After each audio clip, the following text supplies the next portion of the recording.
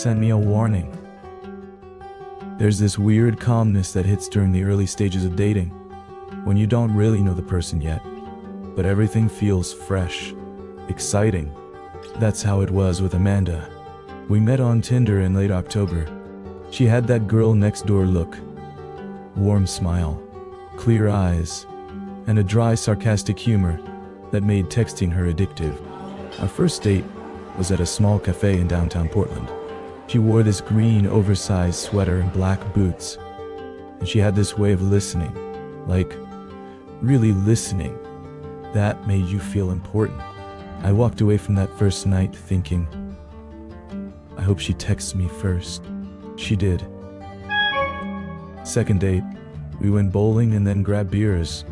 It felt natural, familiar even, but looking back, maybe it felt too easy. By our third planned date, I was hooked. We had plans for Friday night, dinner at her place. She insisted on cooking, said she. Had a killer lasagna recipe. On Thursday night, I got a message from an unknown number. No name, no intro. Don't go to her place. She's not who she says she is. I stared at it for a second, assuming it was a prank. I replied, who is this? A minute passed. You don't know me, but I was you once. She's dangerous. Get out now while you still can. I showed my roommate, Mark. He laughed it off. Dude, probably her crazy ex trying to screw with you. That's like dating app rule #2. I wanted to believe that, but something about the phrasing of that message unsettled me. I texted Amanda that night, casually brought it up. Did she have an ex who might be bitter? She responded with a laughing emoji and said, unfortunately, yeah, Liam. Total narcissist. Ignore him. Relieved. I figured that was it. But the message from the unknown number kept nagging me. Something about the tone. It wasn't emotional. It didn't sound jealous. It sounded final. So I reverse searched the number. Google. White pages. Nothing. Then I tried something stupid. I pasted the number into Reddit. Surprisingly, I got a hit. On a thread titled, Numbers Tied to Missing Persons. The number was listed. Belonged to someone named Liam Crawford. Age 29. Last seen 2 years ago. My chest tightened. I clicked deeper. It wasn't some conspiracy site. It was a legitimate missing persons archive. The last report said, Liam Crawford, last seen November 12, 2023, by his then-girlfriend, Amanda B. I read that line 3 times. Same city. Same first name. Same timeline. I checked her Tinder again. Her last name wasn't listed, but she'd once sent me a selfie of her holding a Starbucks cup with her name on it. Amanda B. Suddenly, my apartment felt colder, smaller. I messaged the number again. Are you Liam? No response. I looked up the missing persons file on Facebook. There was a photo of Liam. Brown hair. Clean. Same warm smile I imagined I wore on my first date. I scrolled down and found a public post from Liam's sister. She wrote about how Amanda was the last person to see him, that the police had interviewed her, but there wasn't enough to charge her. No body, no evidence. She also mentioned something else, that Amanda had a history of relationships that ended. Oddly, her college boyfriend had a nervous breakdown. The next one dropped off the grid, but resurfaced in Utah under a different name. No one knows why. I felt sick. Friday morning, Amanda texted me. Still on for 7, bring wine. I didn't respond. I was torn. Part of me still didn't believe it. She seemed so normal, so grounded. And besides, if Liam was expired, how did I just get a message from his number? Unless he wasn't expired. Not technically. Just missing and trying to warn me. By 3 p.m., I told Mark everything. He's the type who believes everything has a logical explanation. Dude, burner phones, deep fakes, trolls, you're getting in your head. Maybe, but I needed to be sure. So I did something reckless. I went to Amanda's place. Not to have dinner, just to look. I told Mark to stay close to his phone. Her house was in a quiet part of town. Not a sketchy area, but a little too isolated. A gray-blue craftsman-style home with ivy creeping up the front porch. I parked down the street and walked past once. No sign of her, but I noticed something strange. The mailbox was stuffed, not with bills, but with letters. Dozens of them, all unopened, all from the same name. L. Crawford. I took a photo and left. When I got home, I called the police tip line, reported what I saw. They didn't say much, just took down my name. That night, I didn't answer Amanda's texts. At 7:08 p.m. she sent, "You okay?" Then, at 7:30, "You're missing dinner. I even wore that sweater you liked." And at 8:12, "I thought we were having fun. What changed?" I didn't reply. Around midnight, I got one last message from her. "You made a mistake." The next morning I woke up to find a wine bottle on my doorstep. No note, just the same red she said she'd make with her lasagna. I picked it up with a paper towel. It wasn't sealed, and when I tilted it toward the light, there was something cloudy floating inside. I stood there on the doorstep, staring at the wine bottle. The cloudy swirl inside wasn't just sediment. It was off, unnatural. Whatever floated near the bottom didn't look like something you'd find in any bottle you'd buy in a store. I didn't open it. I didn't need to. I called Mark. "She left me wine on my doorstep. It's unsealed." There was a pause. "You didn't drink it, right?" "No," I said, "but I think she expected me to." That changed something in his voice. He wasn't laughing it off anymore. "Man, this is getting real." I went back inside and locked every door and window. I triple-checked. Drew the blinds. My heart was beating faster than I'd like to admit, but the worst part was the stillness. Nothing happened for hours, but I couldn't stop thinking about Liam. If this was his number, how had he contacted me? I opened my phone and pulled up the message thread again. There were only those two messages, but something caught my eye. The little icon showing when someone is typing. It popped up, just for a second, then vanished. I froze.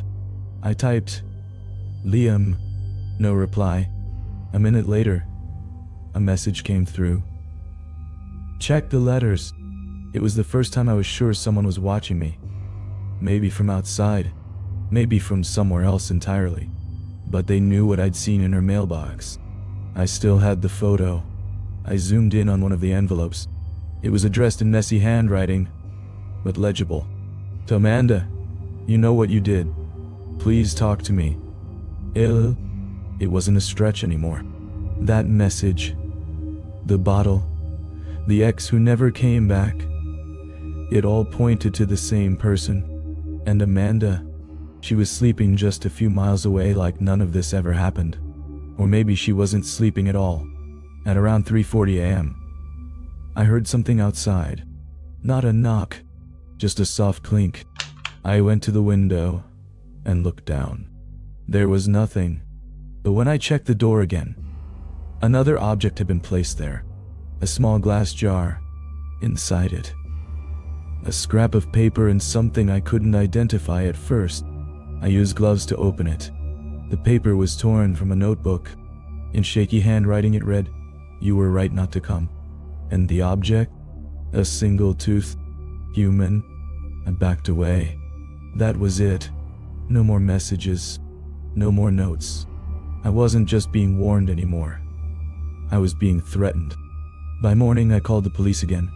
Told them everything. The bottle. The jar. The letters. They sent someone out, but the officer treated it like a domestic spat gone weird. I was told Amanda hadn't committed a crime. Not yet. Mark suggested I stay at his place for a few days. I agreed. The next night, I couldn't sleep. I lay awake on his couch, phone in hand, staring at that message thread with Liam, waiting for something, hoping for nothing. At 2:11 a.m., a new message arrived. "Don't trust her," I replied instantly. "Where are you? Are you alive?" There was a pause. Then, basement. I stared at that one word for a long time. Mark walked into the room to grab water and saw the look on my face. I showed him the message. He whispered, "You think he means her basement?" It was the only logical conclusion. But breaking into someone's house? That wasn't logical. That was insane. And yet, by the following evening, I'd made up my mind. I parked a block away from Amanda's house. It was nearly 1 a.m., and the neighborhood was silent. I crept around the side of her house, staying in the shadows, heart pounding so loud it echoed in my ears. I checked every window. Dark. The back door had a sliding lock. Nothing special. With a piece of wire and some pressure, I popped it open. Inside, the house smelled like lavender and bleach. Like she'd tried to cover something up. The basement door was in the kitchen, just beyond the fridge. I turned the knob slowly. Unlocked. I stepped down, one creaky stair at a time. The basement was unfinished. Concrete walls, old wooden beams, exposed pipes. A string light dangled overhead. And then, I saw something. A door. Reinforced. Padlocked. That wasn't normal. I took a breath, walked closer. There was a stack of plastic containers off to the side, dusty but labeled. One had medical supplies. Another had what looked like rolls of duct tape and nylon rope. I shined my flashlight on the door again, and that's when I heard it. From behind the door, a knock. Just once. Then, a faint voice. "Help me." It was a man's voice.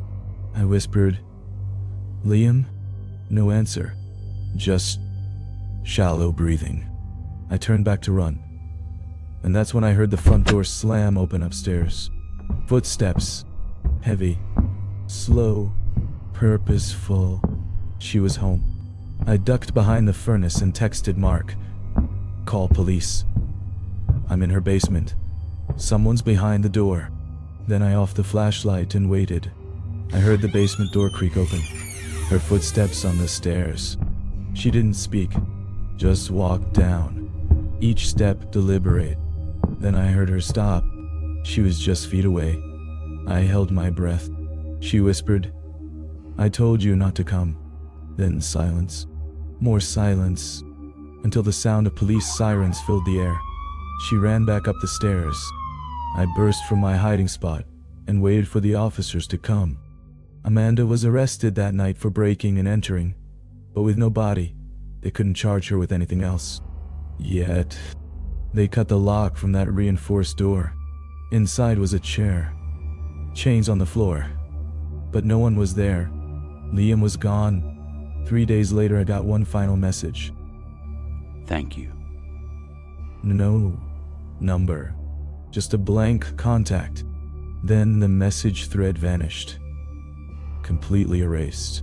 Police never found Liam, but they found blood beneath the floorboards and teeth that didn't match dental records.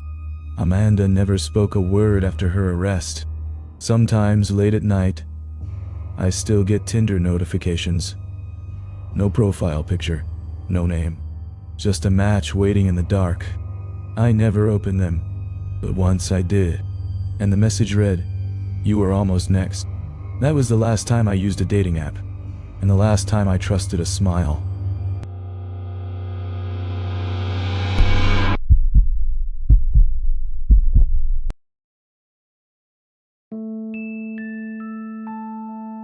Auto match. You ever open your phone and feel like something's watching you through it? That's how this started. I swear on everything. I never downloaded Tinder. I wasn't even looking to date. It just showed up one day, like a silent app update. One morning, I woke up, grabbed my phone, and there it was.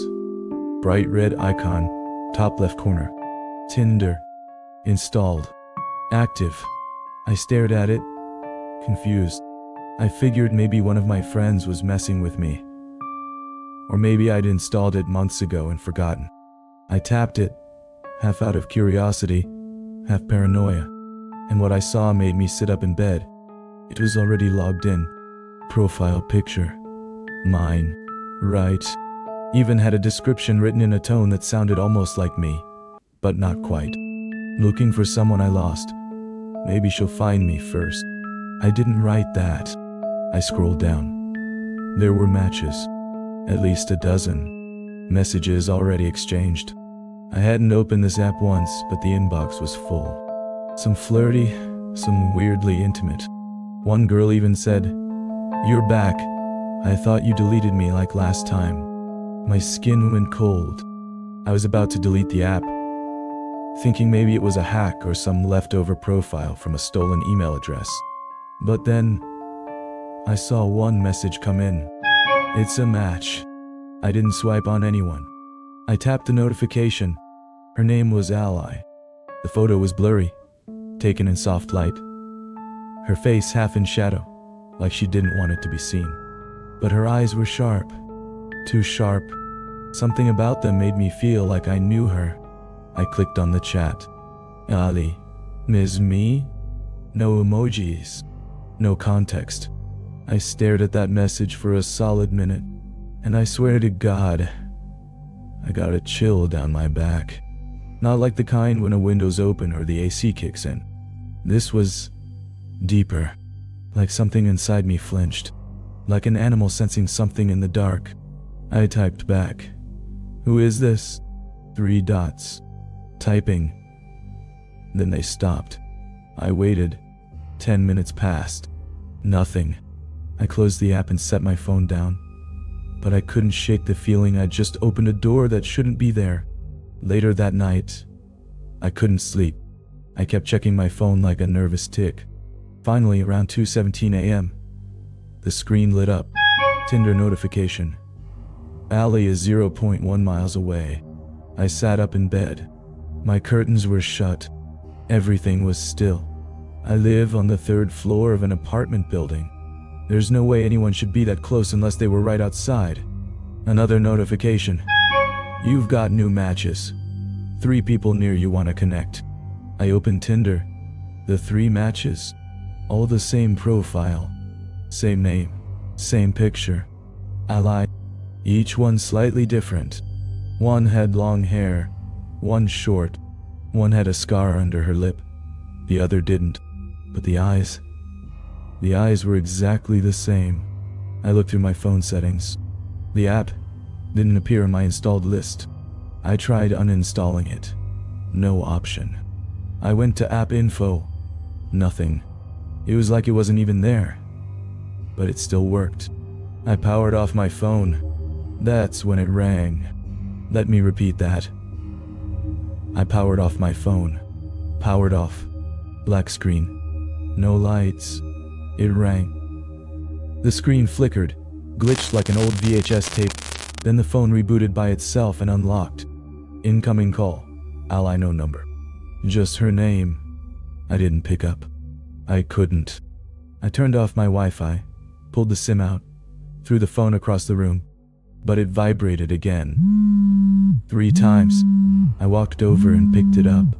On the lock screen, in bold white text, "You left me in the dark." I finally did what I should have done from the start. I factory reset the phone. Full wipe. Everything gone. The Tinder icon vanished. But I didn't sleep. Next morning, things felt normal. Calmer. Like I could convince myself it was some bizarre digital hallucination. Stress, insomnia, whatever. I even went to work like usual, until I opened my work email around lunch. There it was. Subject line, "I found you again." Sender, no address. Just the name Ally. Inside was one sentence. Want to remember how you left me? Watch. There was an attachment. A video. I clicked it. My own face filled the screen. Not live video. Something filmed. Me. Standing outside at night, facing the edge of some forest. I looked scared. I was shaking. Then I turned to the camera and said, "I'm sorry. I shouldn't have done it." The footage ended. I've never been to a forest like that. I've never recorded that. But it was me. Same voice. Same jacket I own. Same scar on my hand. That night, the Tinder app reappeared, and so did she. The Tinder app was back. I hadn't re-downloaded it. No notification. No update. It was just there. Front and center. Like it never left. Same icon. Same red glare. It even had a badge. One new match. I told myself not to tap it. I really tried.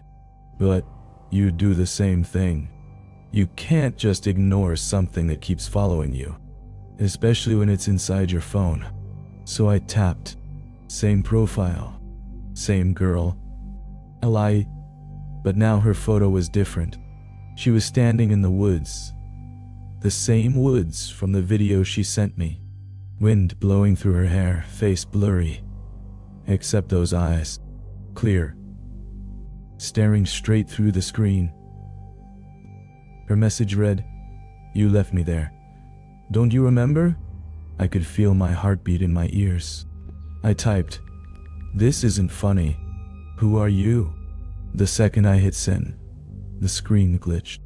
The app shook, like it had its own pulse.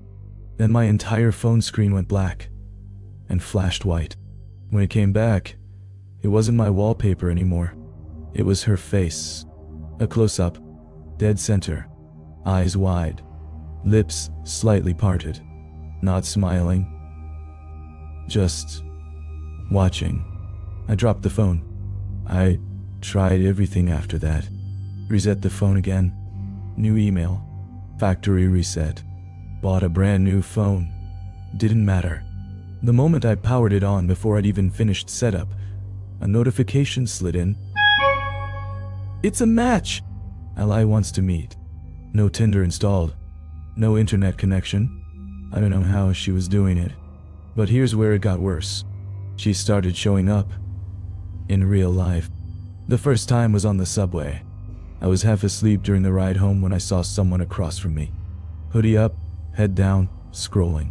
But I recognized her hand. Pale, thin fingers. The chipped black nail polish. The same hand from the blurry photos. I watched her for 5 minutes. She never looked up. But I swear she was smiling. I got off a stop early. Didn't care where. I just needed to be away from her. The second time was outside my building. She was on the sidewalk facing away from me, head tilted like she was listening. Her phone screen glowed, even in the bright sunlight. The Tinder logo. I didn't go home that night. I finally reached out to a friend. Jason. He's a tech guy. Runs cybersecurity for a firm downtown. I told him everything. Expected him to laugh or call me crazy. He didn't. He just looked at me and said, "You too." That stopped me cold. Jason told me a story almost identical to mine. A match that appeared out of nowhere. A girl with vague photos.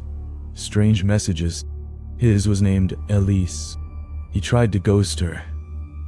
And that's when she started leaking into his life. We compared notes. Different names. Same vibe. Same words. Same eyes. His final message from her had read, "You'll always find my match, even if I have to become them." I asked what happened. He said, "You ever wonder what happens to the ones who stop replying?" I never saw Jason again after that. His number disconnected. His apartment empty. I visited once, and on the wall of his closet, scratched in jagged letters, "Elise, match accepted." By this point, I'd stopped trying to explain it logically. This thing, whatever she was, wasn't a person anymore. She was using Tinder like a mask, a skin, a trap, and she wanted me to remember something. That video, the forest, the apology. I couldn't take it anymore. I needed answers. So I did something stupid. I messaged Ally back. Okay, I'll meet you. Just tell me where. The reply came instantly. Just an address. Just GPS coordinates. Somewhere upstate.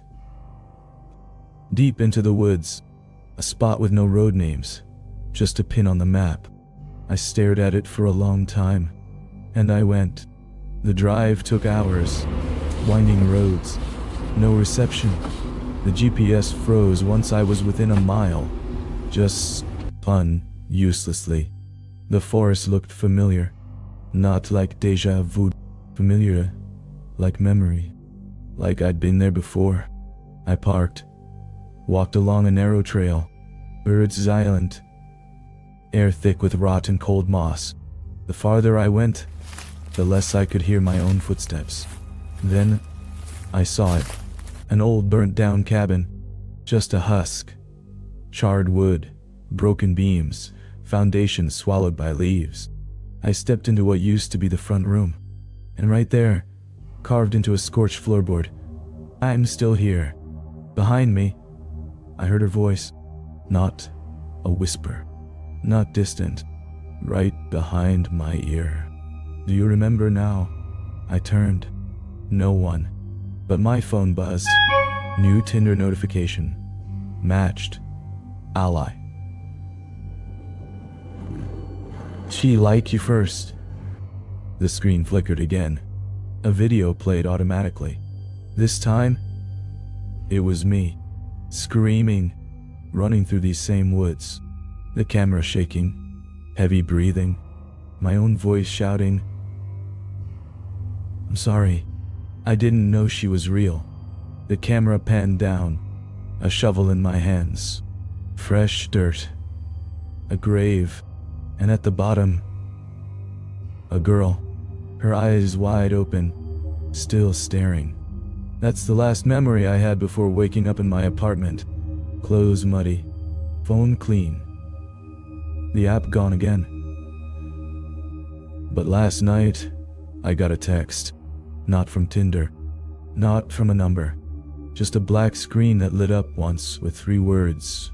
Your turn now. And my phone screen? It showed a profile. Mine. Except this time, I'm not holding the phone.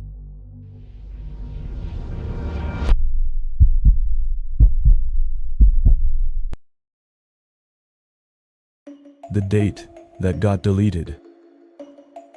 I've never really been a Tinder guy, but after my last relationship crashed and burned spectacularly, I downloaded it just to distract myself. You know how it is. Mindless swiping to fill the silence in your apartment. I wasn't looking for anything serious. Definitely not ghost stories or mysteries. Just something simple. Then I matched with Rachel. She wasn't like the others. There was something quiet about her profile. No filters. Just 3 normal photos. One candid at a bookstore, another in a hoodie sipping coffee, and the third walking a big, fluffy golden retriever.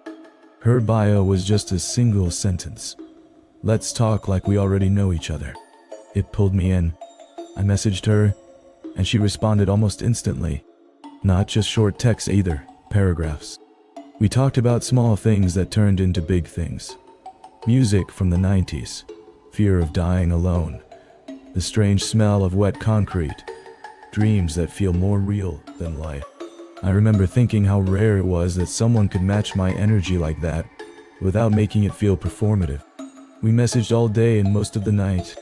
By the end of that second day, she said, "Want to get coffee?" I hesitated. It was fast, I'll admit, but something about her felt familiar. Like we were circling something that had already happened. Like a dream you remember halfway through living it again. We met the next evening, The place was this tiny corner cafe near the park, tucked between a laundromat and a shuttered antique store. The smell of cinnamon and roasted espresso beans hung in the air. When I walked in, she was already there. Hoodie again, earbuds dangling, flipping through a notebook. She looked up, smiled, and said, "Hey, you're late." I laughed. "You said 7:30. "It's 7:31, she said, smirking. We spent almost 3 hours together. And I mean together. No phones, no distractions. Just talking and laughing. She asked strange, beautiful questions like, "If you had 1 hour to live, where would you go?" And, "Do you think forgotten people remember us in dreams?" It was one of the best dates I'd had in my entire life. When we said goodbye, she hugged me. Tight, warm, grounding. She whispered, "Don't forget this." Then she walked off into the night. No dramatic fade into darkness. No mysterious vanishing. Just gone. I didn't even think about it until the next morning. When I opened Tinder to message her, her profile was gone. Completely gone. No chat history. No match record. Like it had never existed. I checked my messages. Nothing. Nothing. No texts. No calls. No photos. My call log didn't even show her number. I sat on the edge of my bed for a long time, just staring at my phone. Did I dream the whole thing? But that didn't make sense. I remembered everything.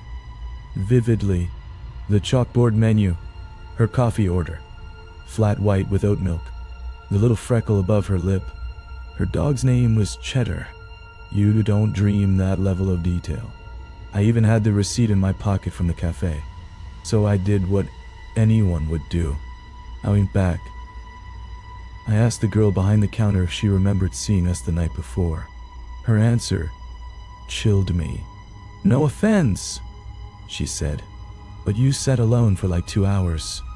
Looked like you were talking to yourself at one point." I smiled awkwardly, like she was joking, but her face didn't change. That was 3 days ago. Since then, I've checked Tinder at least 50 times. Nothing. I asked a few friends if I'd mentioned a Rachel recently. Not one of them recalled her name. I even called the cafe again and asked if I could check security footage. They told me they don't keep it past 48 hours. Of course, I'd almost let it go. Chalked it up to stress, or maybe a weird psychological break, until yesterday. I found something. Buried deep in my recent calls list, hidden under a number with no name, was a single outgoing call from that night. One I definitely didn't make. I called it. It rang once, then picked up. There was breathing on the other end. Not creepy horror movie breathing. Just tired. Human? "Hello," I said. No answer. "Rachel?" I asked. The voice was weak, but I swear I heard her whisper, "I told you not to forget." Then the line cut off. I looked up the number. It was registered to a private psychiatric rehab center outside of town. I called the front desk and asked if a Rachel Monroe had been a patient there. The receptionist got real quiet. Then she asked for my name and said someone would call me back. No one ever did. So this morning, I drove out there myself. It's a big gray building behind rusted gates, tucked into a cluster of trees. Everything about it looked like it hadn't changed since the 70s. I told them I was looking for Rachel Monroe. I expected the usual response. "Sorry, we can't confirm patient information." Instead, the woman behind the desk glanced around and leaned in. "She's been gone a long time," she said. I asked what she meant by gone. The woman hesitated, then said, "Rachel expired 6 years ago." I sat in my car for almost an hour after the woman at the front desk told me Rachel had expired 6 years ago. Not transferred, not discharged. It didn't make sense. I could still feel her hug. I could still smell her perfume. Warm, faintly herbal, like lavender and rain. I needed answers, not closure. Answers. Something wasn't right. Eventually, I went back inside and asked if I could speak to someone. Anyone who had worked there long enough to remember her. After some convincing, a nurse named Eileen agreed to speak with me in a side hallway, away from the main office. She was older, tired eyes. You could tell this place wore people down. She was quiet, Eileen said. Rachel never screamed, never acted out. But she always gave you the feeling she knew something you didn't. I asked how she died. Eileen hesitated, then said, sighed, in her room. She left behind letters, mostly scribbles, drawings. But one had a message. What did it say? I asked. Eileen stared at me for a long time before answering. It said, if he remembers me, I'll find him. My stomach dropped. I wanted to laugh it off, call it a coincidence, but I couldn't stop shaking. Because here's the thing, I remembered her. We matched. We talked. We had coffee. I know we did. Unless she made me remember. That night, back in my apartment, I tore through everything. My phone, my browser history, the cafe receipt again. I opened my cloud backups, my Google account, iCloud, photo storage, everything. Nothing. No texts, no photos, no voice notes. It was like Rachel had threaded herself into my memory without leaving any digital trace behind, except for that call log. And my memory, and my gut. I didn't sleep at all, just lay in bed, frozen in the dark, listening. At exactly 3 a.m., my phone buzzed. One notification. Instagrammed. I opened it. Rachel Monroe tagged you in a photo. I nearly dropped the phone. My fingers trembled as I tapped the notification. The photo showed her sitting at the cafe, the exact same seat from our first date. Hoodie, earbuds, coffee in hand. But here's what stopped my breath. I was in the picture, blurry, off to the side, looking directly at her. I never took that picture. No one was with us. No camera was pointed at our table. I zoomed in. My face was pale, almost drained, like the soul had been pulled from me. The timestamp on the post? Tomorrow, 7:31 p.m. I tried messaging her account, but it said, this user cannot receive messages. I clicked through to her profile. It was public. Just one post. That single photo. Her bio now read, told you not to forget. My screen flickered, just once, as if the phone itself was reacting. Then the photo disappeared. The tag vanished. The account, gone, like she'd never been there. At this point, I was no longer afraid. I was obsessed. I went back to the cafe the next night. Same time, same table. I sat there for over an hour, pretending to drink the same coffee, scanning the crowd. Nothing happened, until I went to the bathroom and saw something etched lightly into the mirror, like someone had dragged their finger through the steam. You're early this time. My skin went cold. I left the cafe, my heart hammering. I didn't even realize how dark it had gotten outside until I saw my own reflection in the storefront glass.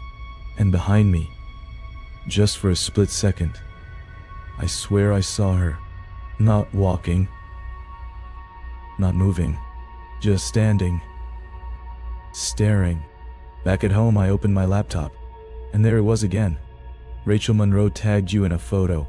This one wasn't from the cafe. It was from inside my apartment. Same hoodie, same tired eyes. Only now, she was sitting on my couch, holding my coffee mug. Her dog, Cheddar, curled up beside her. There was a caption this time. We're still on for tomorrow, right? I didn't know what to do. I didn't want to reply, but I didn't want to ignore her either. My instinct said leave. Go anywhere. Sleep in my car. Book a hotel. And part of me couldn't look away. Because here's the thing. I didn't feel threatened. I felt chosen. The final straw came when I called the rehab center one last time. A different woman answered. Young voice. Too chipper. I asked if they had any records of a Rachel Monroe. Her tone shifted. I'm sorry, sir, but that name's restricted. Do you have family verification? I lied. Said I was her cousin. That I needed to confirm a few details. She paused, then asked, Wait, what year did you say this happened in? I said, last week. Silence. She whispered, That's not possible. Rachel Monroe's file was sealed in 2017 because her case was part of an unofficial study. What kind of study? I asked. She hung up. So here I am. It's almost midnight. I haven't heard anything for a couple days. I thought maybe it was over. That whatever strange thread I had pulled had finally unraveled. Until just now. Rachel Monroe tagged you in a photo. I tapped it, expecting the worst, but it was just a blank screen. Black, no content. Just one line of white text, centered. You're ready to remember the rest. And below that, a second tag. Me. And a name I hadn't seen before. Dr. Alton Wexler. Curious, I searched it. There were no results. Except one. A defunct government database listing. Wexler Protocol. Cognitive Reconnection Experiment. Terminated 2017. Participants 12. Survivors unknown. My name was there. So was Rachel's. We were both part of something we were never supposed to remember. And now, it's coming back. I tried to take a screenshot. My phone froze, buzzed, then restarted. The moment it powered back on, I got one last notification. Rachel Monroe tagged you in a photo. I clicked it. This time, it was a live photo of me, sitting here, now, typing this, and just behind me, she's standing in the doorway. Then how did she just tag me in a photo?